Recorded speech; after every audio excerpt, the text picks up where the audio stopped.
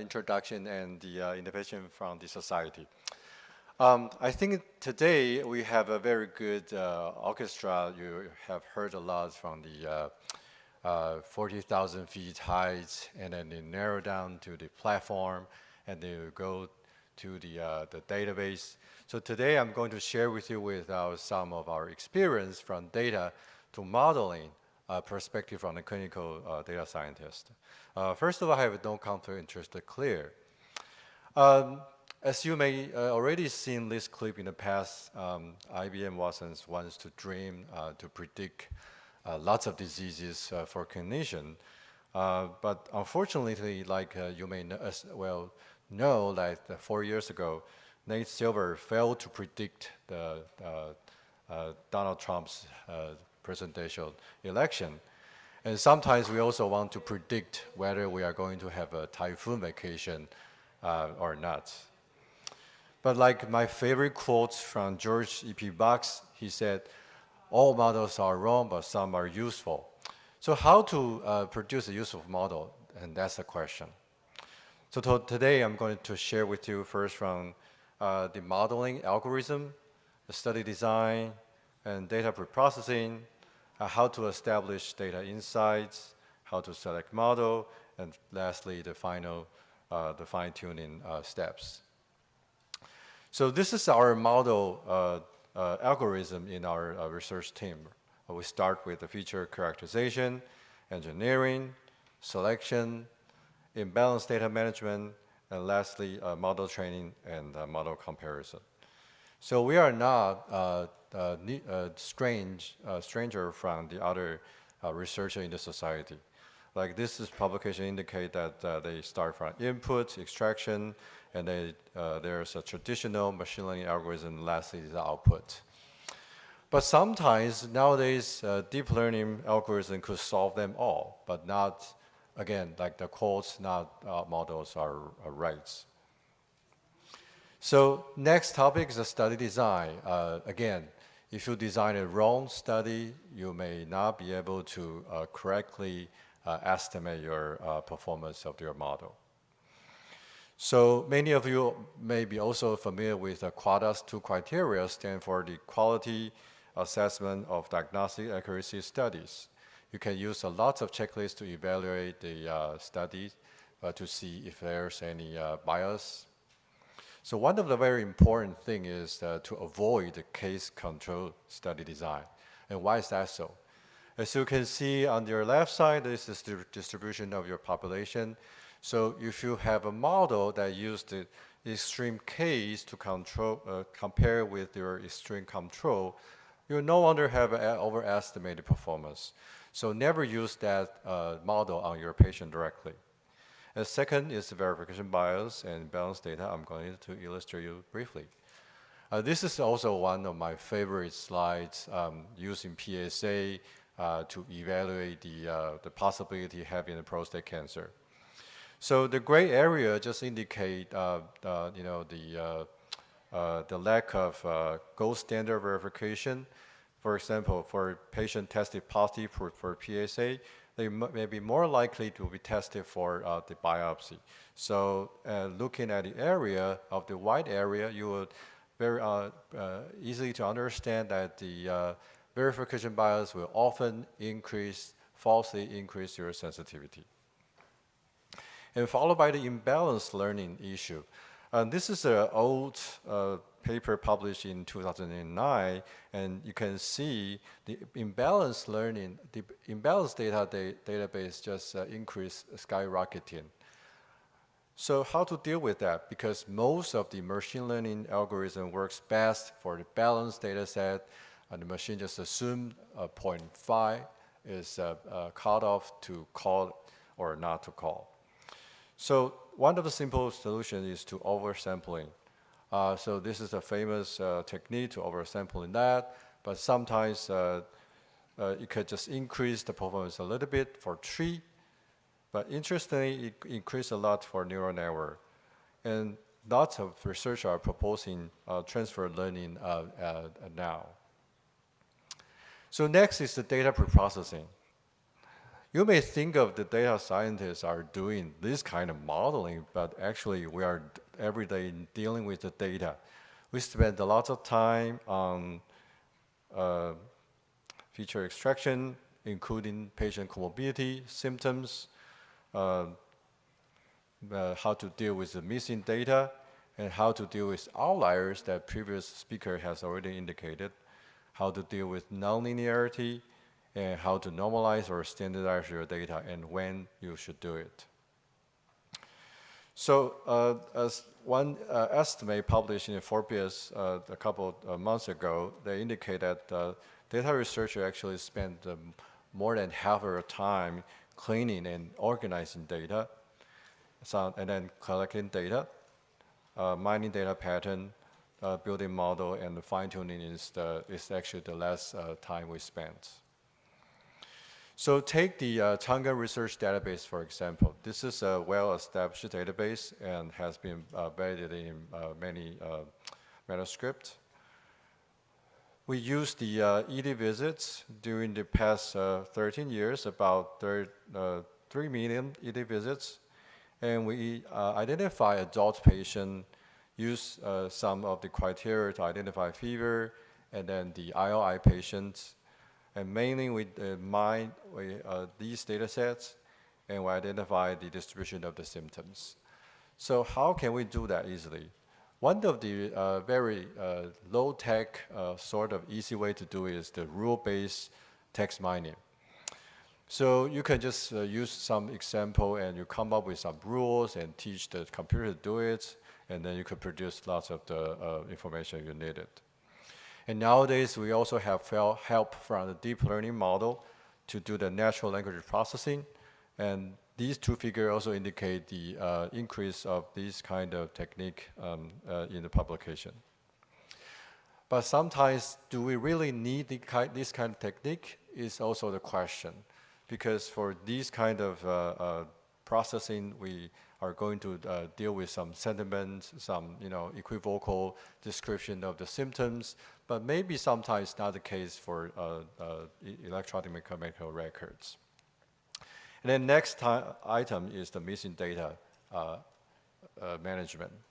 So the concept is not to use your complete data sets to do the evaluation only or do the prediction only. This is an old lesson from epidemiology. So we know that sometimes data are missed for some reason. So the concept is to replace the best guess for each missing value. And the strategy, it depends on how to obtain the best guess. So you can use the conditional mean, also uses some distribution. And this is another issue related to the multiple imputation, because for epidemiologists, we love to do multiple imputation because we don't want to use one data set only. But for data scientists, this is not really different according to some of the review articles. And then visualization is always the key. You want to identify your outlier, but sometimes, are they really outlier or anomaly signal? Take these biomarker, for example, maybe these patients will develop some bad outcome instead of just treating them as outliers. So these are all the other ways to look at the data, including scatter plot matrix and some of the 3D evaluation, so you can see the distribution easily. And then it's the standardization and normalization issue. Normally, if you believe your data follow Gaussian distribution, you can use standardization. And standardization also suffers from outlier issue. But if you believe your data are not distributed normally, or you think the outliers is important, and you can follow the normalization protocol. And then how to establish data insights. Visualization is always the key. This is correlation matrix we obtained from our heart rate variability analysis. And you can use some circular hierarchical tree as well as some hierarchical trees. And you can use some heat map to visualize how your data are distributed. So there's lots of other ways to visualize your data, and sometimes you need those to establish your data insight, to know your data a little bit better. So last important thing is the model selection. How can we select the model? So we always started with the prediction or feature selection. This is the good, the bad, the ugly. Many of you may know. So you have computer-based methods, expert-based methods, literature-based methods, characterization-based methods, or you can use some model-based, including regression model, tree-based methods, and neural-based methods. But I want to emphasize that as a clinician here, we all have the insight to your data. We are the domain expert. So be sure to talk to your computer or your expert before you select your data, your feature. So secondly is the complexity issue. Do you want a complex model or a simple model? It often comes with the trade-off between overfitting and bias. And when should we choose deep model instead of shallow model? And how can we implement that easily? And how is the Occam's razor applied in this kind of concept? First is complexity issue. If you are, have some experience in the stock market, you will know that you won't just believe one line distribution and to sell or buy your stock, right? So this comes with the trade-off. So it's not new for data scientists or even for a statistician. Like one of the examples we have in the past, this is a relatively small data set. We only have 1,000 observations. And as you can see, we apply the penalized maximum likelihood estimate or the regularization method currently named to shrink our estimates to avoid the overfitting issue.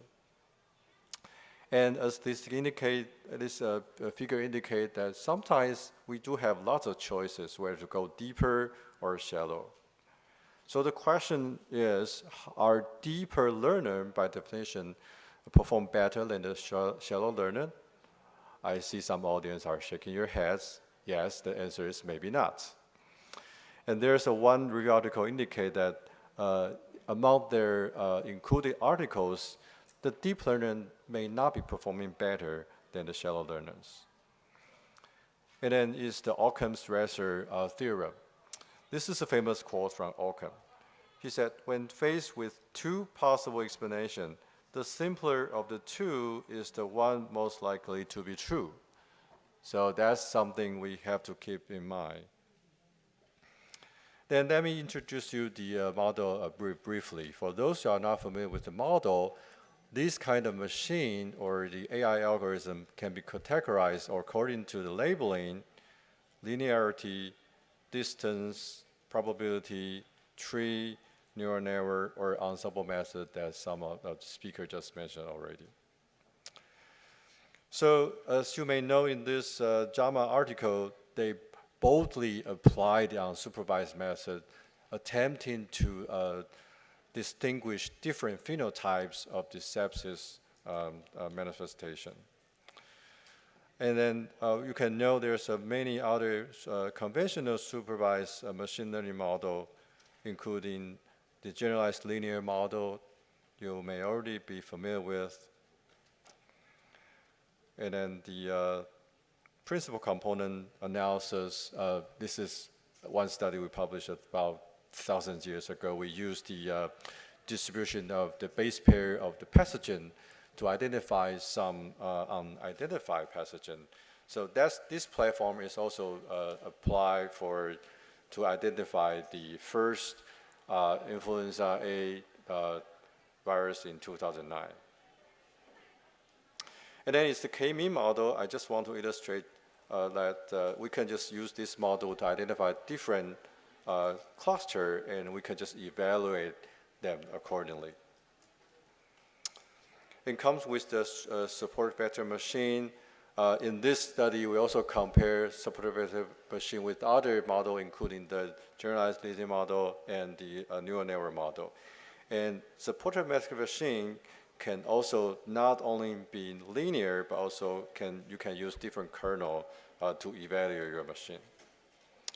Then the probability-based model, this is the dengue fever nomogram that use the Bayes theorem to do some prediction. They're very simple and straightforward model. Oh. And then,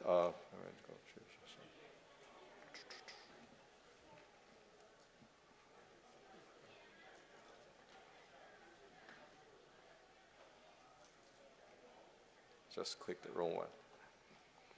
And then comes to the tree is very simple and straightforward because you could just visualize to understand the interaction between your different features, and you could just interpret that model very easily. And then the deep learning model, as this is a very shallow model, and you could make it very complicated and sometimes not very easy to interpret. And then the ensemble model. These are a simple ensemble example. So the first one is the back-in. You just repeat your random sampling. And the boosting is like the method you apply for those you fail to predict very accurately. So why ensemble can work? Because just imagine one model just know part of the elephant, and combine all models together, you can know the answer better.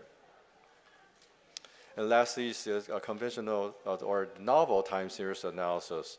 This is one of our previous example using the conventional ARIMA model or the Poisson regression or the trigonometric prediction. We try to predict the ED visits. And we also compared to the long short-term memory model and we found that the performance are not really different. And because we are aiming to analyze our continuous non-invasive hemodynamic monitoring, we are trying to develop a better model as well. And just want to share with you one of our recent interesting trial is to use the remote PPG. You can just amplify your movement and also the color, so you could just detect, for example, my heart rate and my saturation in this video clip. Okay, so enough for the model selection. Lastly is the fine-tuning, the really important one. So first of all, we need to pay attention on the cross-validation handout because you don't want to just validate your data without testing. This is different from our conventional training and validation data set because the machine just keep fine-tuning his parameters or hyperparameters in the validation sets, so just don't use the performance from the validation test as the final results. So the way to build a deep learning model is after you separate your training and testing data set, you want to pre-process the data, and then you build the artificial neural network by adding different layers and fine-tuning hyperparameters. And maybe you can do some dropout to avoid overfitting as well. And lastly, you will have your performance. So one of the important issues is how to select the best configuration or the best hyperparameter in your model. You could just babysit. You could use some specific grid. You can also use random search and Bayesian optimization. What does that mean? So the grid layout is very simple and straightforward, but sometimes you will miss the optimal setting in this kind of strategy. So if you have not seen this movie, I encourage you to see this one. As a data scientist, you know that they have the Bayesian prior obtained from their daily conversation to narrow down the search for the code that Germans army used during the World War II. So this is a figure trying to illustrate how much different strategy will cost or how much it will work. So briefly, the grid search or the random search just costs a lot of your computer resource. The Bayesian method could be the good balance you could apply. And we do have some experience in the past. They do have the very similar performance, but the Bayesian optimization method just used the least time on the computer. So the last two things I want to share with you is, again, always visualize your data before you do the fine-tuning. And also one very important thing is can hyperparameter tuning improve the performance of the super learner? In other words, should I just sit down and wait for a couple of days before I announce the model is the best? And the answer is, again, maybe not. So this is one of the review article in 2019. They compare different methods to fine-tune the parameters. And briefly, they are not very different. So sometimes you don't really need to try too much different settings. And then another thing is you can also transfer your non-image data sets to image for those kind of neural network or the deep learning neural network that take advantage of the image data set. And then I want to emphasize that sometimes we don't want to just have a black box prediction model. So the key is to interpret your model. And this kind of figure is very similar to our coefficients in regression methods. So just use them to do some interpretation. So this is my last slide. Some are the obstacle as a data scientist daily encounter is the database is often noisy and contains lots of missiness, and the labeling is somewhat labor intensive. And you do need some wisdom to do the model interpretation, and then maybe use some randomized control trial to prove your model. As well as the Quinto just taught, just always talk to your machine and try to incorporate your just taught into the prediction model. With that, I'm happy to answer any question that you might have. Thank you. Any question from the audience? Okay. Okay, I have one for you, Dr. Chen. You have a chance to get in touch both in National Insurance Database and your Chang庚research database. Have you ever find out anything different? Have you ever combined these two databases together and find out something that you cannot done in each of the database? Thank you. Thank you, Dr. Lai, for your question. I personally have done some NHIRD research and also some Chang庚research database, but personally I haven't linked them together. But I know many researchers in our own institute and some of the collaborators are trying to link the database.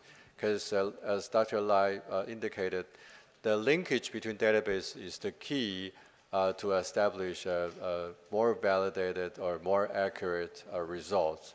So I'm hoping with the Taiwan core development, we are able to link all the ICU database in Taiwan, and we might be able to develop a better database for people to use. Thank you for your question. Okay, thank you.